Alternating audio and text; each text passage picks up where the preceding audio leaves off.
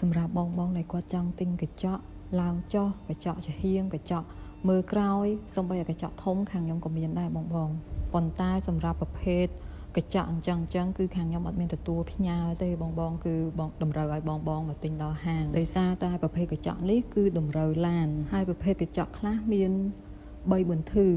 អញ្ចឹងបើសិនជាបងបើកឡានមកយើងស្រួលលោឲ្យអញ្ចឹងបងហើយពេលមានការខុសឬក៏ត្រូវអីក៏បងងាយស្រួលក្នុងការយកមកដូរវិញដែរកញ្ចក់ពិសេសជាងគេគឺការដឹកជញ្ជូននឹងបងគឺត្រូវថ្នមដោយកូនង៉ែតអញ្ចឹងមិនឆ្ងល់ទេបងឲ្យតែប្រភេទកញ្ចក់គឺបងមកមើលដល់ទីតាំងផ្ទាល់មកបងឥឡូវនាំបងមកកន្លែងខាងនេះវិញពីការដាក់កបាំងផុកការដាក់កបាំងផុកមុខក៏មាន2-3ម៉ូតដែរបងឥឡូវនាំបងទៅស្ដាប់សំឡេងសភ្លេងមួយសិន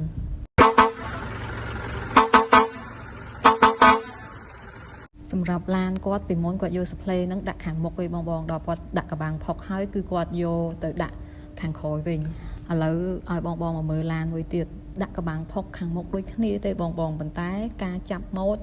ឬក៏ប្រវែងអាចនឹងខុសគ្នាខ្ញុំសូមរៀបរាប់ត្រុសទៅខុសគ្នាត្រង់ណាពេលខ្លះកម្រាស់បងខ្លះគាត់រើសកម្រាស់ផ្សេងហើយនឹងកម្ពស់កម្ពស់ក៏ខុសគ្នាដែរហើយម៉ូតបងខាងមុខគឺអាចដាក់ពីផ្ទាំងដូចបងឡានទាំងពីរនឹងក៏បានឬក៏ចង់ដាក់មកផ្ទាំងវែងជាប់គ្នាក៏បានដែរហើយអ្វីដែលពិបាកបន្តិចហ្នឹងគឺត្រង់ថាជាបាំងផុកហ្នឹងគឺតម្រូវឡានតែម្ដងឡានមួយគឺការជាបាំងផុកហ្នឹងគឺអត់ដូចគ្នាទេដោយសារតែតាមឡានខ្លះគឺគាត់មានកន្លែងដែលត្រូវមានក្លុកក្លាក់ច្រើនអញ្ចឹងបងហើយតម្រាំតែធ្វើឲ្យមួយហ្នឹងគឺវាស់ទៅវិញទៅមកដូរលោលើកដាក់មិន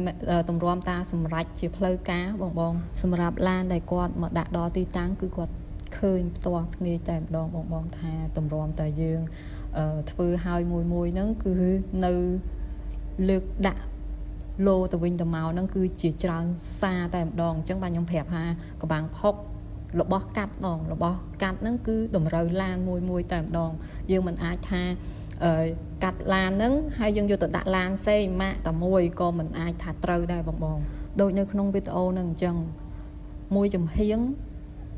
យើងលោមកចំហៀងបងបើមិនយើងដាក់2ចំហៀង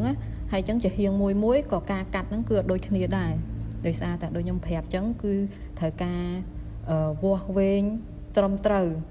ហើយសំខាន់ជាងគេបងជាដោយដៃបងមិនមែនប្រើម៉ាស៊ីនជាទេប្រភេទអស់នេះប្រភេទបាំងផុកហ្នឹងគឺយើងប្រើដោយដៃឃើញនៅក្នុងវីដេអូខ្ញុំបងអាចនឹងគិតថាធ្វើតាមមួយផ្លែទេតែអត់ទេបងឡានខ្លះគឺធ្វើកន្លះថ្ងៃឡានខ្លះមួយថ្ងៃពេញក៏មានដែរទៅតាមដែលគាត់ស្រឡាញ់ម៉ូតឬក៏ឡានគាត់ត្រូវការថែមនេះថែមនោះថែមទៀតអីអញ្ចឹងទៅបងអញ្ចឹងនិយាយពីចំនួនទឹកលុយវិញគឺมันអាចដូចគ្នាទេវាអាស្រ័យទៅលើជំរឿសបងដែលគាត់មកដាក់នឹងតែម្ដងបង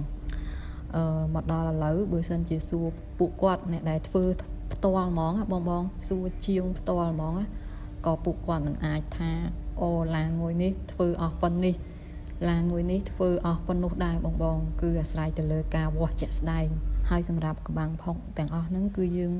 កាត់ចេញមកពីដុំធំតែម្ដងបងសម្រាប់បងណាដែលគាត់ទិញកាត់ហើយគឺយើងអត់ដូរវិញទេដោយសារតាអីវ៉ាន់ហ្នឹងគឺយើងយកដុំថ្មីឬមែនទេដុំធំយកមកកាត់តាមតម្រូវការតែម្ដងអរគុណ